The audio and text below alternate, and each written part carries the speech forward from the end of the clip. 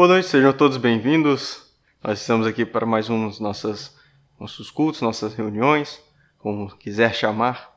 Iremos orar a Deus, pedindo a Ele instruções, pedindo a Ele discernimento para podermos entender a palavra e também para que Ele aceite os nossos louvores. Obrigado, Senhor, pelo dia de hoje, por estar lá conosco na obra que tivemos hoje pela manhã. Muito obrigado a todos que se dispuseram em ajudar e ir lá, aos outros irmãos que o Senhor tocou o coração, que não podem estar lá, não puderam, mas que estão nos ajudando de outra maneira. Abençoe a cada um desses irmãos, toque nos nossos corações ainda para estarmos sempre firmes, querendo engrandecer o Teu nome para todas as pessoas, não só numa obra física, mas também numa obra de poder testemunhar o Seu amor através de nossas próprias vidas, com o nosso ser. Esteja também com a irmã Rosa, que se encontra em enfermidade. O Senhor é o médico dos médicos, o Senhor sabe de todas as coisas. E o único que pode decidir se ela será curada ou não é o Senhor. Mas nós pedimos de coração que esteja com ela em todos estes momentos. Muito obrigado por tudo, abençoe também ao mensageiro de hoje, que é o Elias, e também receba os nossos louvores. Muito obrigado por tudo, em nome de Jesus. Amém.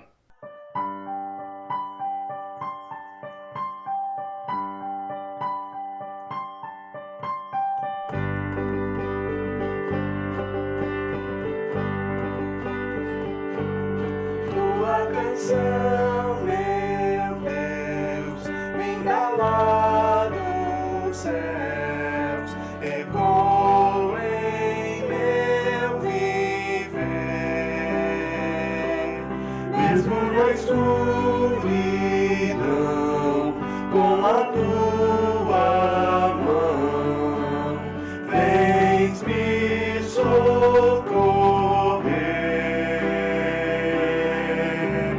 Como não entoar teu louvor? Como deixar de proclamar teu amor tão singular? Como não te exaltar, meu Senhor? Se existe no meu coração a canção de eterna gratidão.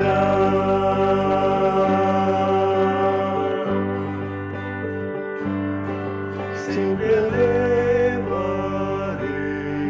meu olhar aos céus, pois tu és a minha paz. Por onde quer que eu for, espalharei, seu Senhor, o canto que me dás. Como não entoar teu louvor? Como deixar de proclamar teu amor tão singular? Como não te exaltar, meu Senhor? Se existe no meu coração a canção de eterna gratidão. Cantarei quando a dor chegar, quando sorrir. Cantarei quando eu vacilar. Cantarei ao cair. Cantarei, pois me erguerás com tua mão. Cantarei, pois me escutarás vindo a ti em oração. Cantarei lá na glória minha canção, ao redor do teu trono em perfeita adoração. Como não entoar teu louvor? Como deixar de proclamar teu amor tão singular. Como não te exaltar, meu Senhor? Se existe no meu coração a canção eterna, se há no meu coração a canção eterna, se há no meu coração a canção de eterna gratidão.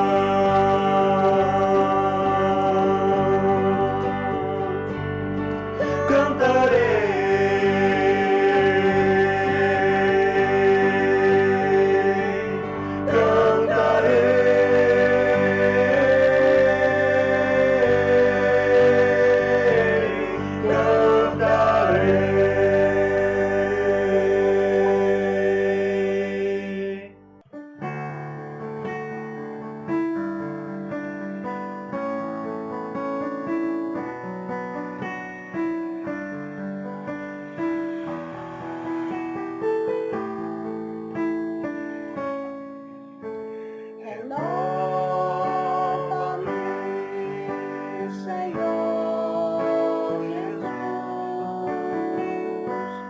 já não quero ser igual. Renova-me, Senhor Jesus, põe em mim teu coração. Porque tudo que há dentro de mim necessita ser mudado, Senhor.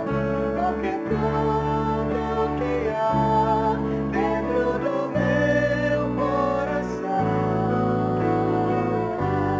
necessita mais de ti. Necessita mais de ti.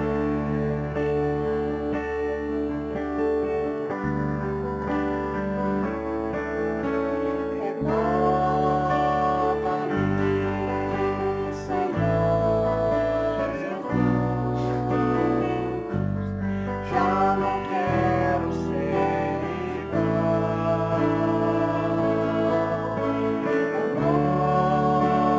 Renova-me, Senhor Jesus, põe em mim teu coração. Porque tudo que há dentro de mim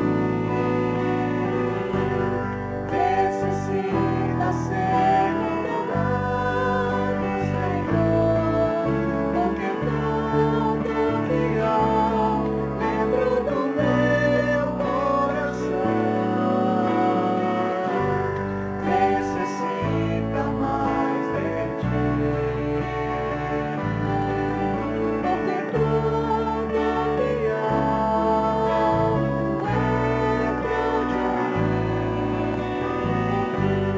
necessita ser mudado, Senhor. Porque tudo que há dentro do meu coração necessita mais de ti. Necessita mais de ti. Necessita mais de ti.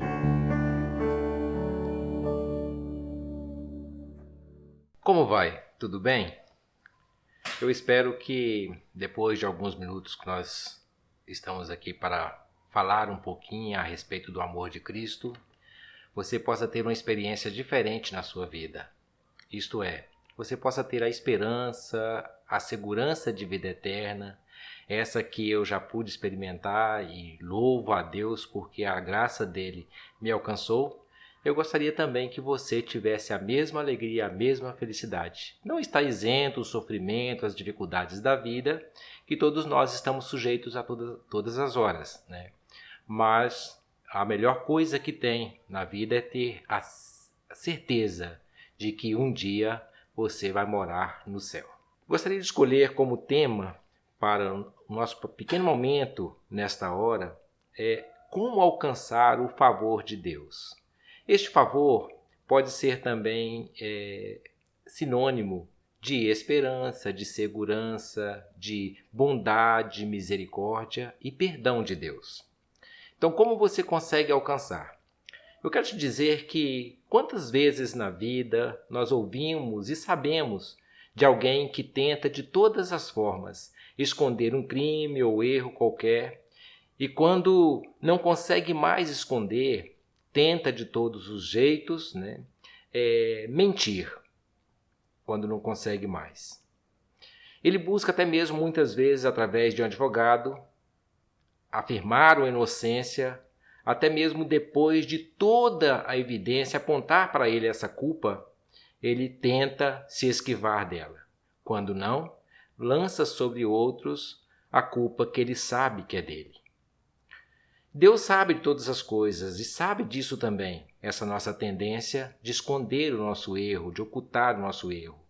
Começou lá no princípio, lá em Adão, quando Adão pecou contra Deus, desobedeceu a ordem de Deus. O que ele fez? A primeira atitude foi esconder-se. Tentou esconder atrás das árvores, atrás das coisas, atrás das folhas, como se essas não fossem totalmente transparentes diante do grande Criador de tudo.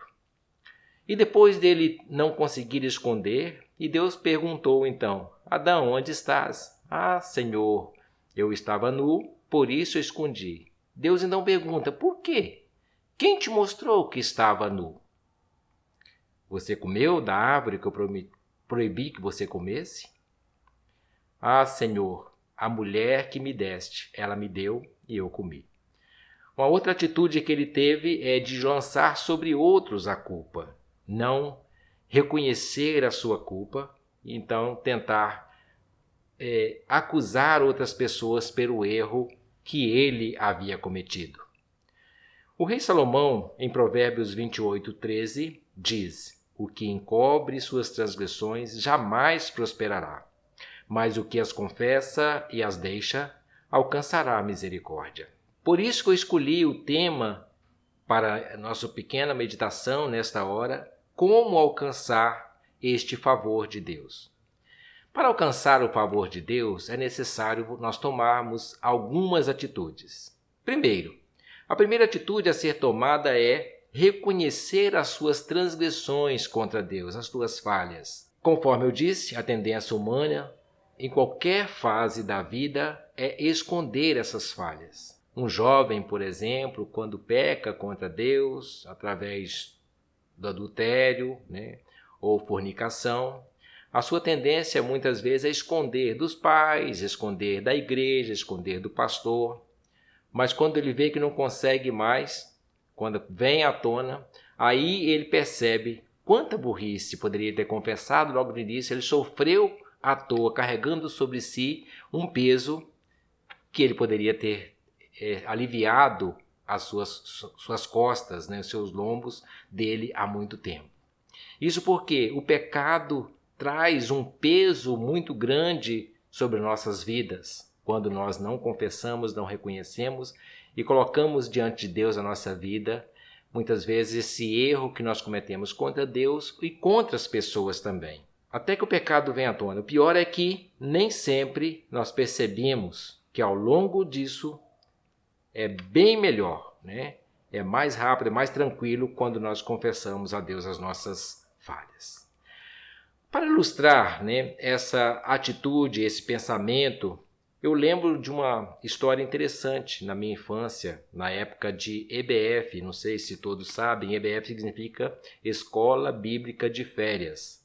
Hoje ainda existe muitas igrejas que fazem, mas antigamente era mais costumeiro ter essa escola, onde levava as crianças a contar histórias, a ter alguma atividade durante o seu tempo de férias. E eu, nos meus 10 anos de idade, mais ou menos, eu me recordo disso. Olha que se passaram mais de 10 anos, né?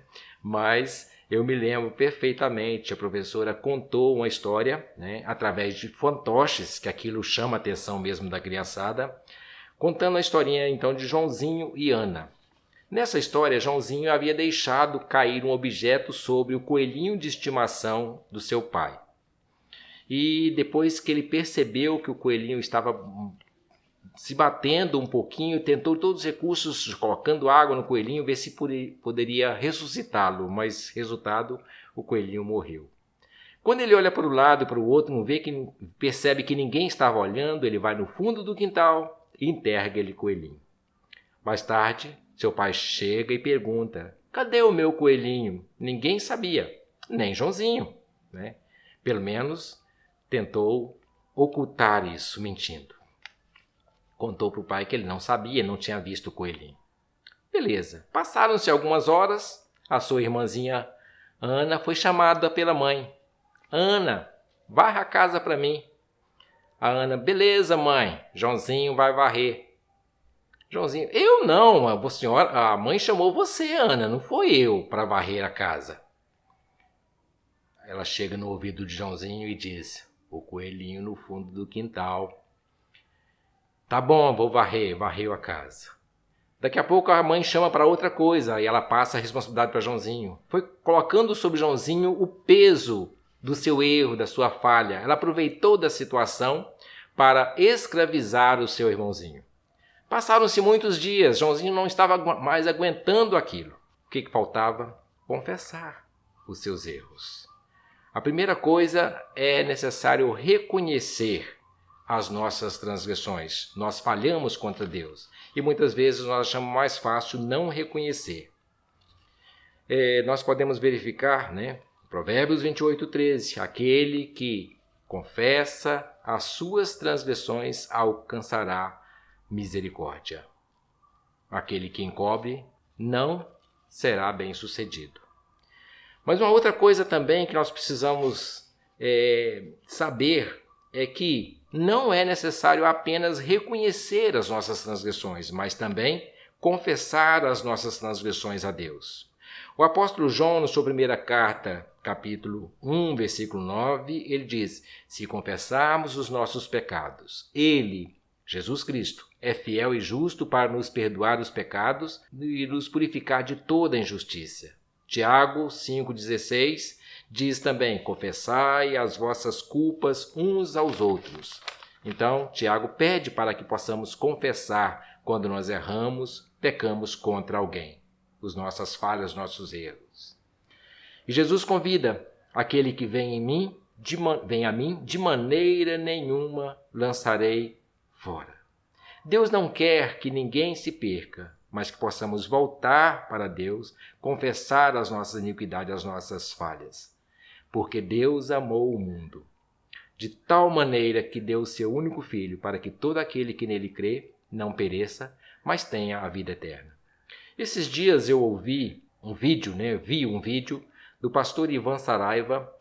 Ele estava afirmando que João 3,16 é o maior versículo da Bíblia. E ele explica, achei interessante. Ele diz que alguns teólogos afirmam que se a Bíblia fosse um colar, João 3,16 seria a pérola deste colar. E ele explica o porquê que João 3,16 é o maior texto, maior versículo da Bíblia. Porque relata que Deus é o maior ser. Amou, quando se fala de amor, é o maior sentimento. O mundo refere-se ao maior espaço. Deu a maior dádiva, ao maior ato. Deu seu Filho, o seu maior presente para nós. Todo aquele, a maior abrangência, que nele crê, a maior confiança, não pereça, o maior castigo, mas tenha a vida eterna, que é a maior recompensa. Por isso, João 3,16 é o maior versículo da Bíblia. Mas voltando à história de Joãozinho, para concluir ela, ele então pensou, por que eu estou sendo escravo da minha irmã por tantos dias, fazendo tudo o que ela quer, tudo o que ela manda eu estou fazendo? Ele tomou então uma atitude. Vou fazer o seguinte, eu vou contar para o meu pai. Se eu apanhar, pronto, vou tomar uma surra só e tudo resolvido. Mas eu não aguento mais ficar sendo escravo, fazendo tudo que a minha irmãzinha manda. E assim ele fez. Quando seu pai chega em casa, seu pai percebe a tristeza no semblante de Joãozinho e dá aquele abraço aconchegante, um beijo e pergunta como vai. Tá tudo bem, papai. Mas você tem alguma coisa para me falar? Sim, pai, eu preciso conversar com o senhor. E ele então senta-se ali perto do pai e conta, pai, eu matei o seu coelhinho, foi eu que matei e enterrei lá no fundo do quintal. O pai dele então dá um abraço e um sorriso e diz, eu sabia, meu filho. O senhor sabia que eu havia matado? Sim, eu sabia. Mas por que o senhor não brigou comigo nem me bateu? Porque eu vi que você já estava apanhando. Você estava sendo escravo do seu erro, apanhando pelo seu pecado, pela sua falha, pela sua mentira e apanhando da sua irmã que aproveitou a situação. Mas uma lição você aprendeu, você não vai apanhar, não vou te bater. Mas não esconda mais o pecado. Qualquer erro que você cometer, qualquer falha que você cometer, confesse. Fala a verdade. Quem fala a verdade não merece castigo e você foi castigado porque você escondeu essa verdade. Você tem algo que precisa confessar? Confesse hoje, não seja escravo do seu erro, deixando Satanás sorrindo à toa, porque Deus te ama e Ele oferece gratuitamente o grande perdão em Cristo Jesus, mas depende da sua atitude de confessar a Ele as suas falhas. Ele espera por você.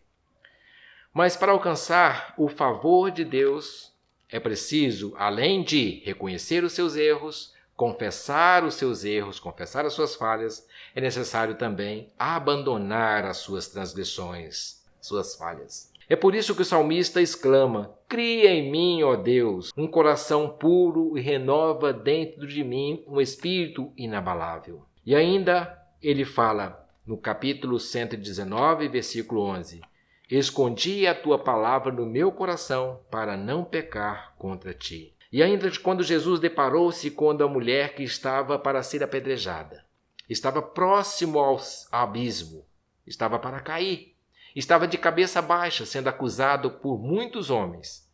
Quem sabe até alguns daqueles que não tiveram o privilégio, de estar pecando juntamente com ela. Talvez esse seja um dos motivos da sua revolta e levar essa mulher a ser condenada por Jesus. E chega para Jesus e diz, olha, essa mulher foi pega em pleno adultério, pecando contra Deus. E na lei de Moisés, a ordenança é que tais mulheres sejam apedrejadas. E o que o Senhor fala? E tu, o que falas? Jesus, então, abaixa ali e começa a escrever. Não se sabe o que ele estava escrevendo. Mas escreveu algumas coisas ali na areia. As pessoas então insistem. Senhor, o que o Senhor diz? A mulher foi pega em adultério. Jesus então inclina-se e olha para a multidão e diz, aquele que não tem pecado nenhum, seja o primeiro a atirar a pedra. E abaixa-se e continua escrevendo. Aquele alvoroço todo, aquele tumulto todo foi reduzindo aos poucos. Daqui a pouco só ficou Jesus e a mulher. Jesus levanta-se dali, olha para a mulher e convida, olha para mim. E a mulher então, olhando com aquela esperança tão grande, que havia perdido há alguns minutos antes, porque no seu coração estava a convicção de que seria morta pelo seu pecado. Mas Jesus pergunta para ela, mulher, onde estão os teus acusadores? Ninguém te condenou? Ela disse, ninguém, Senhor. Jesus, então, com compaixão, com seu grande amor, diz para ela, eu também não te condeno. Vai, só que não permaneça no seu pecado. Abandona a sua vida de pecado. Não peques mais. E uma outra parte interessante que nós encontramos aí, nessa parte de abandonar as transgressões, Nós encontramos uma outra história interessante lá em Marcos 9, versículo 24. Quando Jesus havia subido no monte da transfiguração. E quando ele desce, então, encontra um tumulto, porque havia chegado um homem com um filho que estava endemoniado, sofrendo muito, caía no fogo, caía na água. O pai, naquela luta toda, havia levado o filho para ser curado por Jesus, mas quando encontra os discípulos tentaram fazer isso. Então, Jesus desce do monte da transfiguração, vendo aquele tumulto todo, pergunta: o que está acontecendo? Aquele pai desesperado chorando: ó Senhor, eu trouxe o meu filho para ser curado. Os seus discípulos tentaram aqui, mas não conseguiram. Mas se podes, por favor, ajude-nos. Jesus então olha para aquele homem e diz: se podes, tudo é possível ao que crê. Interessante que esse homem demonstra uma humildade tão grande. Responde para o mestre: eu creio, Senhor, mas perdoa a minha incredulidade. Eu creio, Senhor, mas ajuda na minha incapacidade de crer o suficiente. Então nós vemos ali a atitude deste homem de reconhecer que a própria crença em Cristo Jesus dependia do auxílio dele. Não é diferente na sua vida. Talvez você já tentou várias vezes acertar a sua vida com Deus, abandonar a sua vida de pecado, confessar a Deus, mas você não consegue, porque você precisa se humilhar diante de Deus, pedir o auxílio dele, a ajuda dele, para que possa então resolver a sua situação. Muitas vezes nós pensamos que nós podemos abandonar este ou aquele erro para depois seguir a Cristo. Jesus o convida para que você o siga como está. Chegar a Ele na situação que está, com o fardo pesado, lançando sobre Ele todo o seu fardo, toda a sua ansiedade, todo o seu sentimento de culpa, porque Ele tem cuidado de você. Nós encontramos isso lá em 1 Pedro 5, versículo 7. Lançando sobre Ele toda a vossa ansiedade, porque Ele tem cuidado de vocês. As vossas transgressões é que fazem a separação entre vós e o vosso Deus. Às vezes você percebe, ou melhor, você perde a oportunidade de receber muitas bênçãos de Deus, porque você permanece com algum tipo de pecado, atrapalhando a sua comunhão com Deus, atrapalhando a sua comunhão com a sua família, atrapalhando a sua comunhão com a igreja, atrapalhando a sua comunhão com as pessoas. Nos dias atuais, quantas coisas terríveis que nós vemos. Pessoas que aparentemente seriam de confiança, mas se corrompem, deixam-se levar pelos prazeres deste mundo. Pessoas que vão com passos largos para o inferno, porque continuem com sua vida laçada pelos desejos de Satanás.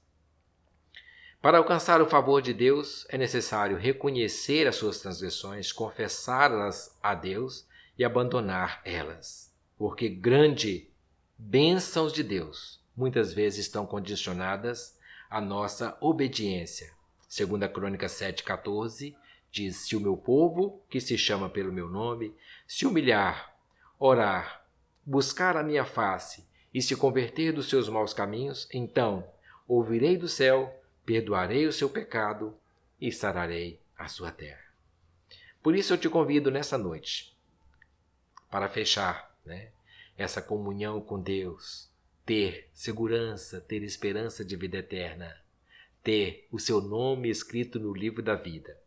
Reconheça as suas falhas, reconheça o seu pecado, confesse a Deus e abandona, para que você possa ter a convicção de que um dia vai morar nas mansões celestiais. Que Deus te abençoe. Amém.